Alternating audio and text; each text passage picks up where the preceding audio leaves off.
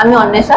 তো আজকে আমরা ক্লক শিখবো, ক্লকের ওয়াটার ইমেজ আর মিরর ইমেজটা শিখবো। তো মিরর ইমেজের ক্ষেত্রে কি হয়, মিরর ইমেজের ক্ষেত্রে শুধু দিকটা পরিবর্তন হয়, মানে কোনো একটা জিনিস এখানে আছে, কোনো একটা মানুষ যদি দাঁড়ায়, তার এই হাতে যদি একটা বই থাকে আর এই হাতে যদি একটা জলের বোতল থাকে, তো এটা যখন এদিকে একটা আয়না রাখা হবে মানুষটার, তখন মানুষটার কি হবে, দিকটা পরিবর্তন হয়ে যাবে। তার মানে ডান হাতটা বাঁ হাত হয়ে যাবে আর বাঁ হাতটা ডান হাত হয়ে যাবে।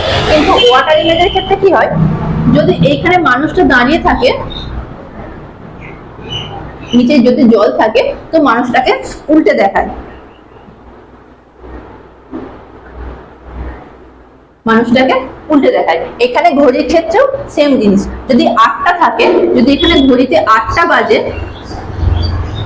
তো 8টা এরকম বাজবে। যদি এরকম দর্পণ থাকে একটা, তো এদিকে কটা বাজবে,